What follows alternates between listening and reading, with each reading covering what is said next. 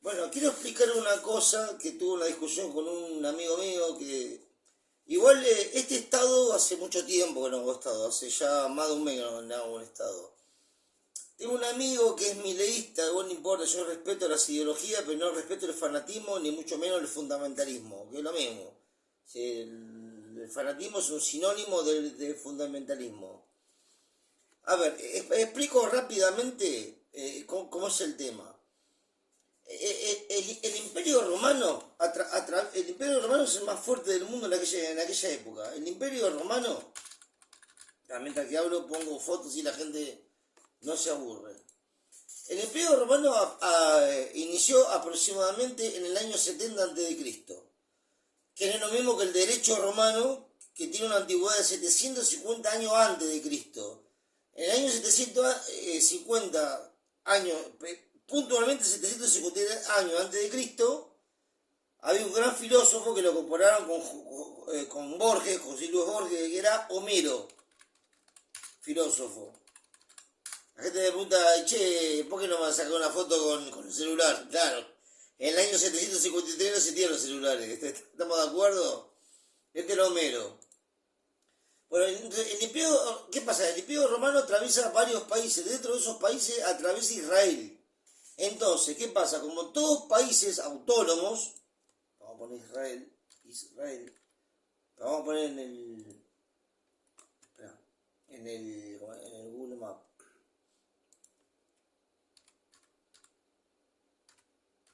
Hoy estoy más lento que una babosa para escribir. Ahora no me acuerdo bien de qué manera lo atraviesa, ¿no? Acá está Israel, que es muy chiquitito. Cisjordania arriba, bueno, y todos los territorios que robó Israel mediante las armas, mediante la violencia. Pero ese es un tema que capaz que si llego a tiempo lo cuento. A ver, un segundito nada más, ¿eh?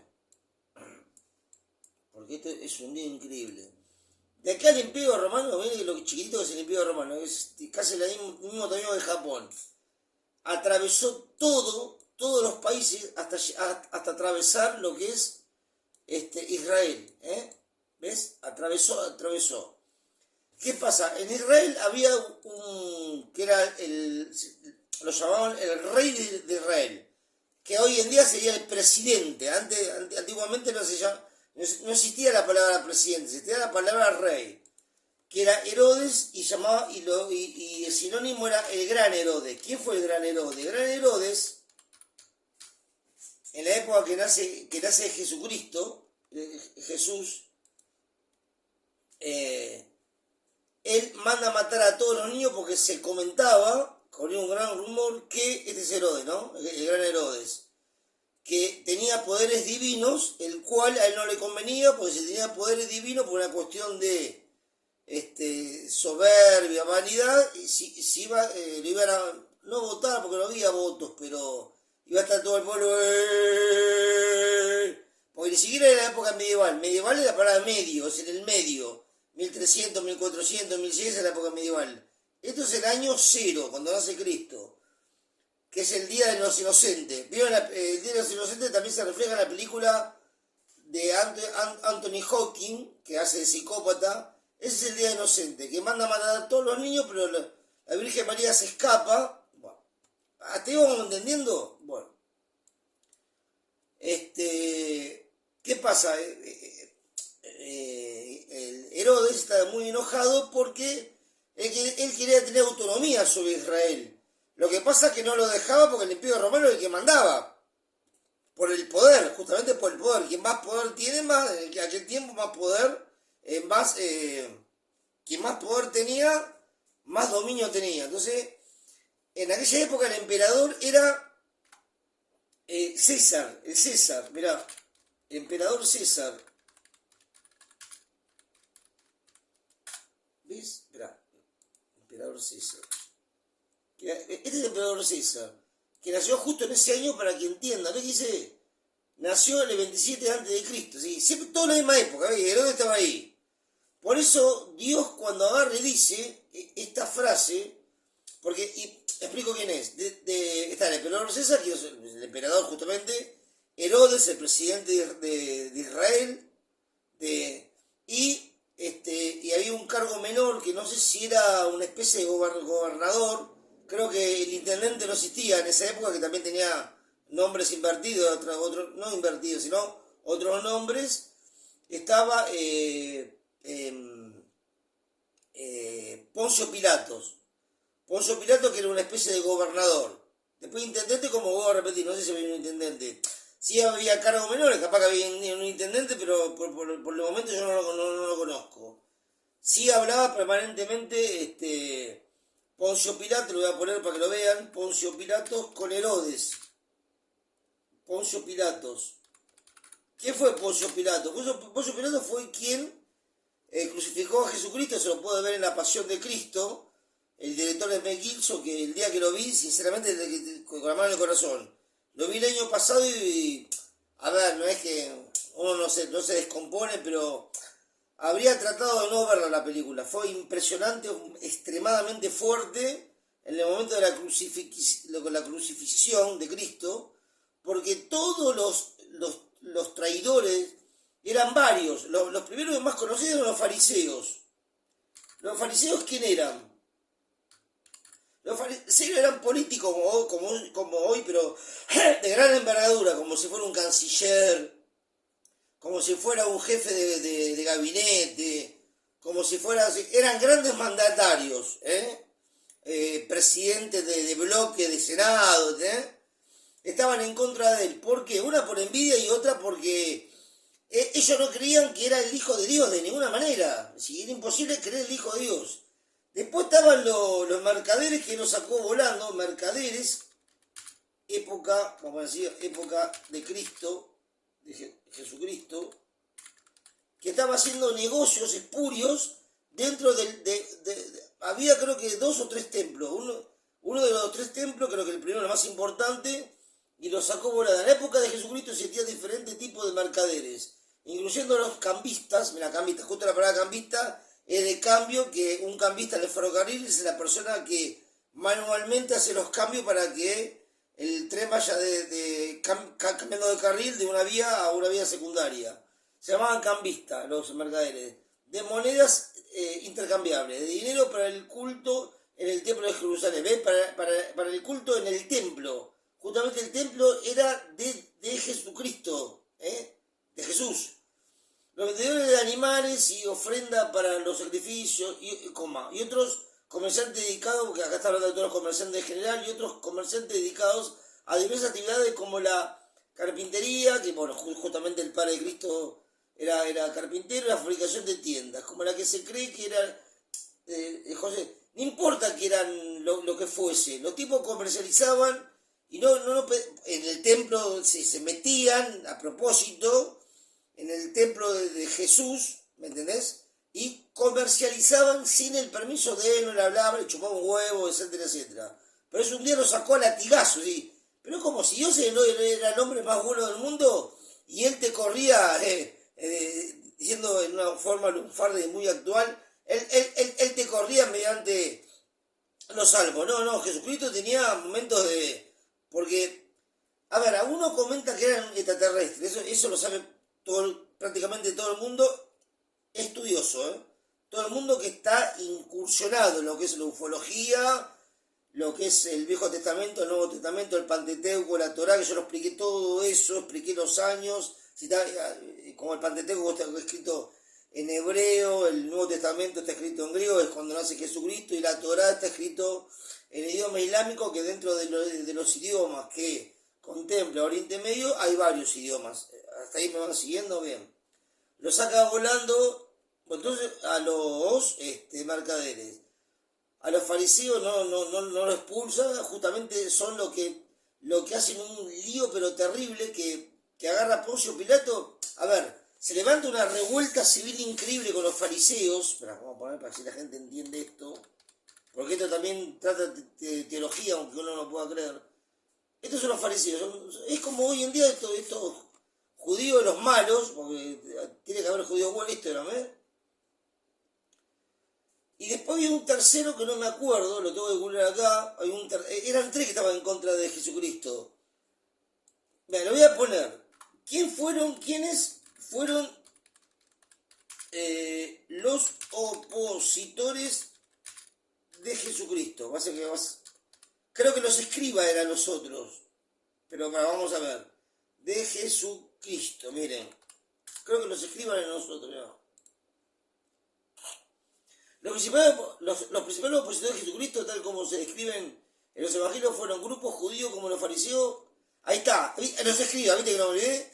Los escribas, para quien no saben, eran las personas que eran administrativos, que escribían toda la antropología, si la antropología vendría a ser toda la historia que venía pasándose de tatarabuelo a bisabuelo, de bisabuelo a abuelo, de abuelo a padre, de padre a hijo, de hijo a nieto, y así, de nieto a bisnieto, bla, bla, bla, para contar la historia, porque si no estarían los escribas hoy por hoy, primeramente que no se habría escrito las Biblias, y segundo que hoy por hoy no sabríamos de lo que habría pasado, y por consecuencia no seríamos ni cristianos ni evangélicos. El evangelismo se creó en 1500 mediante una persona que se llama algo de Lauterano, después lo busco, que era alemán. Es el protestanismo, no me sé la palabra, era protestante, el protestanismo, no me sé cómo es la palabra. Pero bueno, eso no tiene nada que ver, porque fue el año 1500 en Alemania, nada que ver. Que tiene grandes vertientes, a ver, lo que es el protestantismo tiene grandes vertientes, luterano, que está mezclado la Torá contra el Viejo Testamento, porque tiene tres nombres: Viejo Testamento, Pentateuco y la Torá, ¿está bien? La Torá se compone de 5 libros, que el primero es Génesis, que es cuando Moisés ayuda a escapar de la esclavitud egipcia hacia los judíos, abra el mar rojo y lo libera, cerrando el mar rojo y ahogándose. Algunos lo pueden creer, otros no. La Génesis. Después está Números, igual no me acuerdo cómo es ordenadamente. Génesis, después está Números, después está Deuteronomio, que es muy difícil pronunciarlo, después está el Éxodo, que el Éxodo justamente cuando se escapan los judíos de la esclavitud mediante la ayuda de Moisés, y después está el otro, que el Levítico. Son 5 libros, voy a mostrar acá porque hay mucha gente que no tiene por qué saber teología. Escuchen esto, miren qué locura. La Torá, miren lo que es esto. Son 5 libros, acá está, miren. El primero, que lo que nombré se llama Génesis. El segundo, Éxodo, cuando Moisés ayuda a escapar a los esclavos israelíes de la esclavitud egipcia. Hay un acento, Levítico. El tercero, Número, como dije recién, y el difícil, que es Deuteronomio. Son 5 libros que forman la Torá, o también llamado Pentateuco, o el Viejo Testamento. También llama Capel, que dice, como ve que no me equivoqué, también llamado como el Pentateuco, la Torá. Bueno, y el Corán ya lo dije, ¿no? En otras mini documentales que yo suelo hacer, que es la Corán, que es el Mahoma, a ver, como baja Jesucristo en el año 0, baja Mahoma, pero no justamente acá en Israel, sino en Arabia Saudí, que es justo el país que baja. ¿Qué puede ser en Mesopotamia? Vas a la Mesopotamia, en ser lo que es Irak, que ahí realmente baja Abraham, que Abraham fue aducido por los extraterrestres. Pero pasa que ahí ya movía al diablo. No voy a hablar, es una locura esto, que fue aducido no solo Abraham, sino Enoch, sino Isaac, y me falta otro que no me acuerdo. Melquisedec fue uno de los sacerdotes más importantes, que fue el que comulgaba algunos pecados, porque no dejaban de ser seres humanos, principalmente a su discípulo, que era Abraham. Acuérdense, Melquisedec no fue aducido por extraterrestres. Otro día hablamos de las aducciones extraterrestres en los grandes profetas que decían que fueron aducidos en grandes carretas de fuegos. Miren esto: Enoch, carreta de fuego. Ahora explico por qué carreta de fuego y no lo llamaban nave extraterrestre como hoy en día lo llamamos, ¿no? Carretas de fuego. ¿Por qué? Sí, man, los dibujos son hermosos, ¿no? ¿Ves cómo? ¿Ves? Lástima que se ve chico, es increíble, boludo. Tanto no como Isaac y como Abraham, ellos entendían que lo adujeron los dioses, no es que lo adujeron los dioses, o dioses que estaban al lado del omnipotente, que es el mayor de los espíritus, que es Dios, no, porque ellos no sabían, ignorantes, ignoraban dentro de gran profeta. ¿Qué es un profeta? Un profeta es la persona que profetiza. ¿Qué significa profetizar? Que sabe lo que viene, que sabe el futuro, es decir, sabe lo que viene de adelante. Son o sea, la palabra, predominante, ahora no sé cómo es la palabra. ¿Me explico? Entonces fueron aducidos y él decía que los llevaron en carreta de fuego. No, la carreta de fuego justamente eran las luces de la nave extraterrestre para experimentar, pero lo bajaban. Bueno, hasta ahí es cortito, lo hacemos cortito hoy. Después hablamos de las abducciones con estas personas y nada más. Porque hice un estado porque digo, voy a hacer un estado porque hace un mes y medio que no hago un estado y bueno, es muy interesante.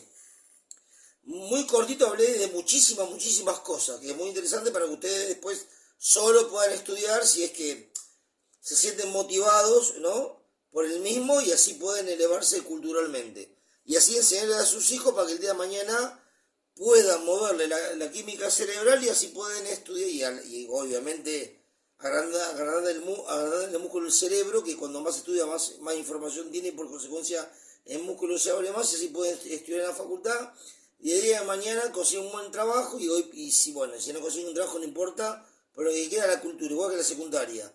No importa que la secundaria te enseñen pelotudeces como por ejemplo qué sé yo, objeto directo, objeto indirecto, todas las estupideces que te enseñan lengua, no importa.